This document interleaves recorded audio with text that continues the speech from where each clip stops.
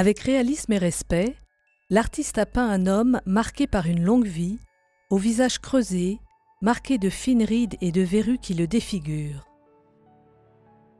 Ses cheveux gris sont devenus fins et plus rares, ses lèvres plus minces, et son regard se devine à peine.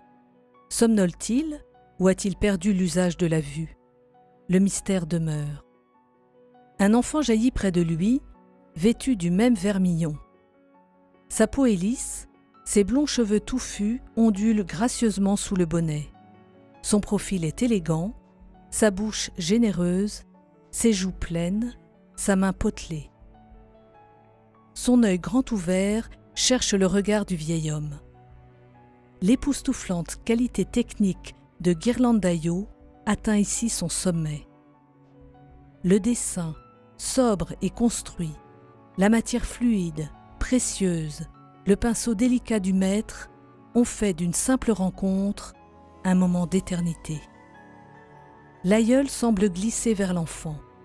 Ses bras, les plis de son vêtement ample, le visage et les paupières baissées, tout dit le désir de la rencontre, autant que son âge le lui permet. L'enfant, lui aussi, cherche la rencontre, tendu de toute sa petite taille vers l'impressionnante figure, telle une montagne rouge qu'il lui faudrait escalader. Sa petite main se pose sur la poitrine fatiguée, geste de tendre solidarité, celle d'une même vie, d'une même chair, en sa jeunesse et en sa vieillesse. À vue humaine, l'avenir de l'aïeul est fermé, comme le mur gris foncé sur lequel il se détache. Quant à l'enfant, la vie est devant lui, grande ouverte, comme la fenêtre de l'arrière-plan.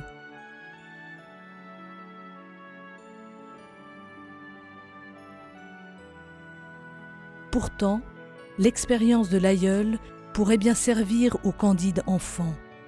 Elle pourrait bien l'aider à baliser son chemin, à prendre confiance, à moins redouter les hauts et les bas qu'il connaîtra.